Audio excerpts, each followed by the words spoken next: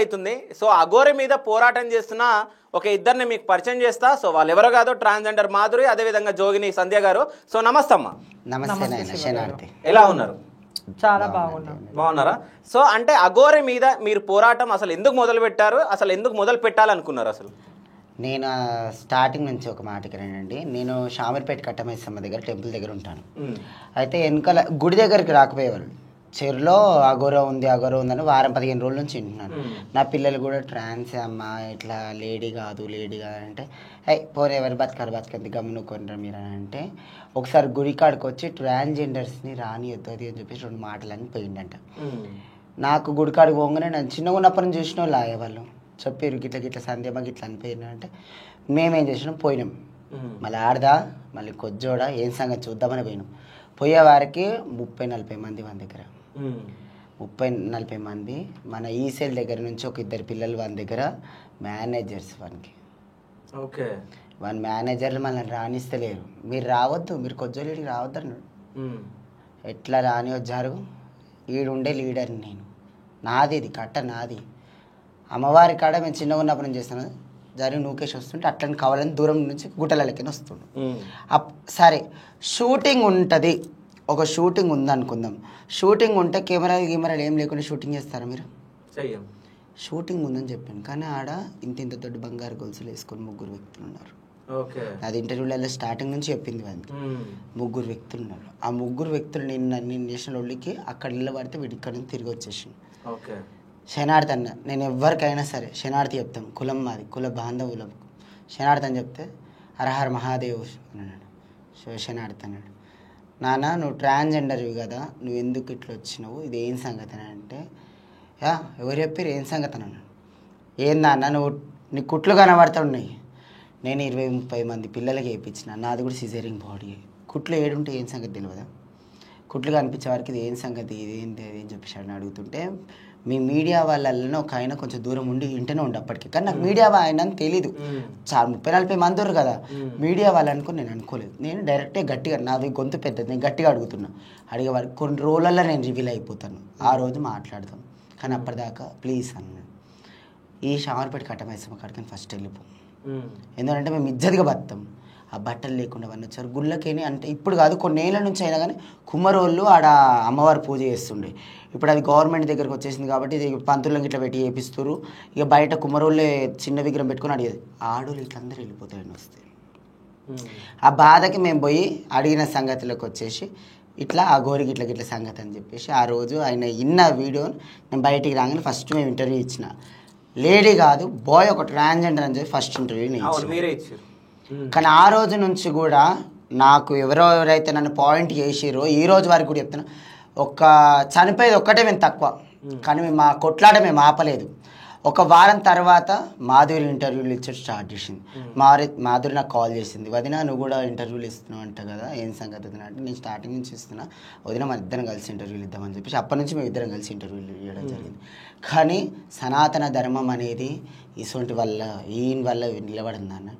సనాతన ధర్మం అంటే అప్పటి నుంచి నేను అన్ని ఇంటర్వ్యూలలో చెప్తున్నా, సనాతన ధర్మం అంటే మన కట్టుకి, మన బొట్టుకి, మన అమ్మవార్లకి, మన ఇంట్లో ఉన్న ఆడపిల్లలకు విలువ సనాతన ధర్మం అంటే.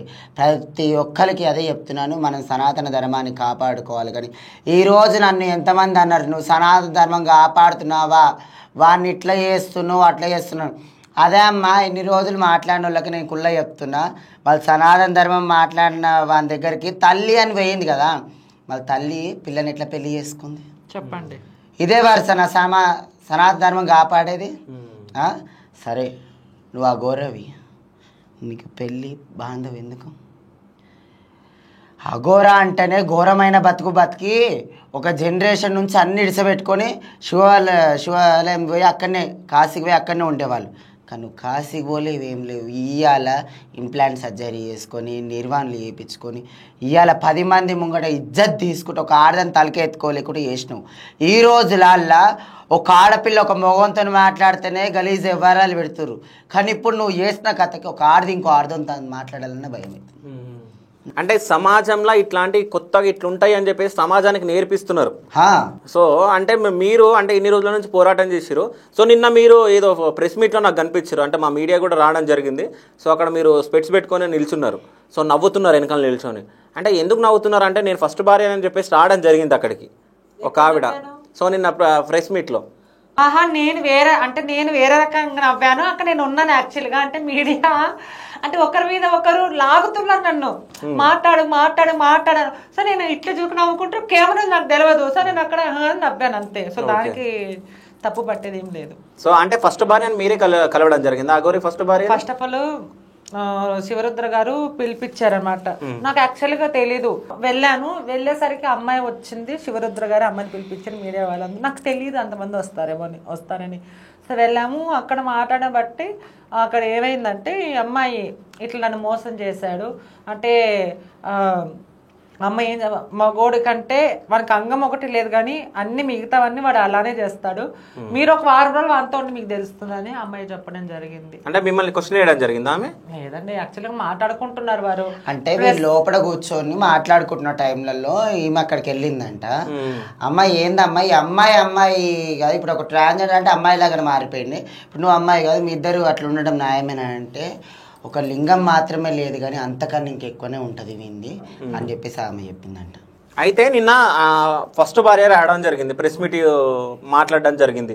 అంటే నేనే ఫస్ట్ భార్యని, ఆ వర్షం ఎవరో అది అని చెప్పేసి మాట్లాడడం జరిగింది. వీళ్ళు అర్ధరాత్రి పెళ్లి చేసుకోవడం జరిగింది, అఘోరి ప్లస్ వర్షిని.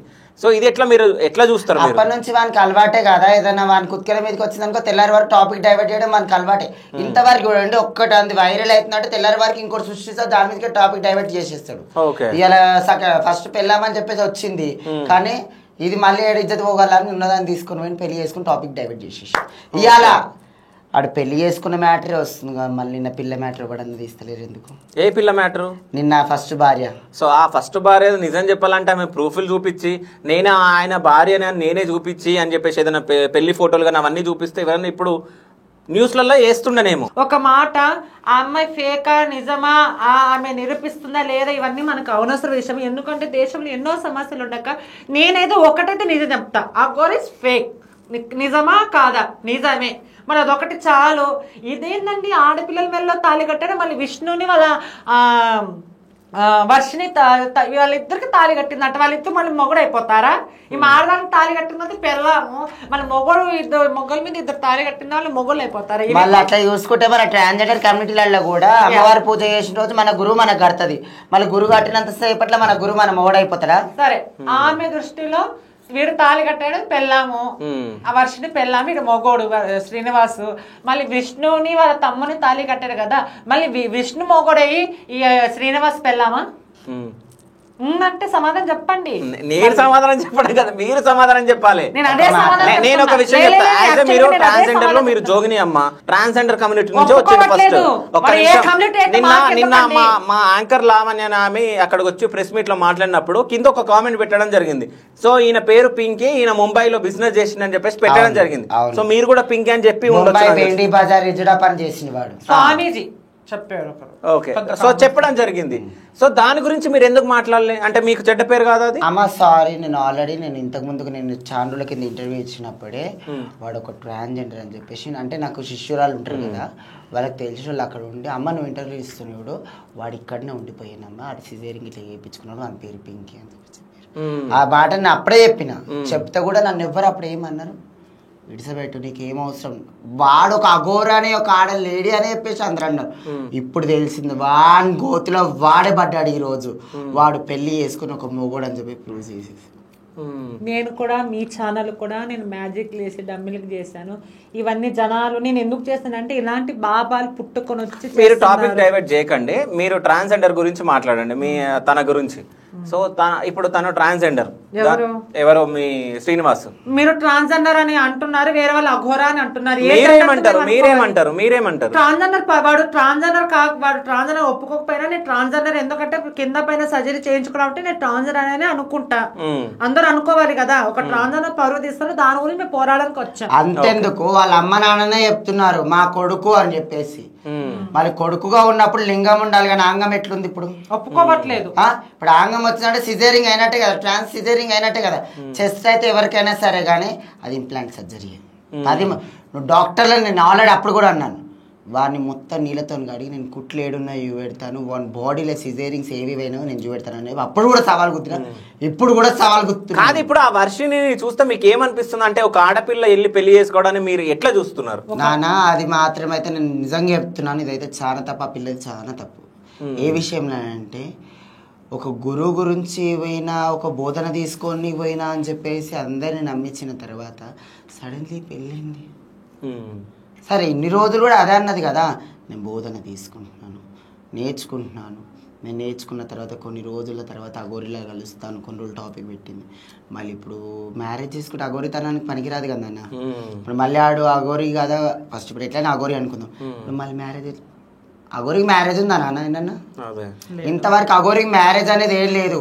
సంసారము బాంధవ్యం అన్నీ విడిసపెట్టుకొని కాశీ సైడ్ వెళ్ళిపోయి వాళ్ళు దేవుని పేరు మీద అట్నే అంకితం అయిపోయారు. వాళ్ళని అఘోరాలు అంటారు. ఇట్లా చెట్టా పట్టాలు వేసుకుంటూ తిరుగుకుంటా, వీడియోలు తీసుకుంటా పెట్టుకుంటా. సరే నాన్న, అఘోరాలు ఎప్పుడైనా సరే కానీ కార్లలో గీరలో తిరగడం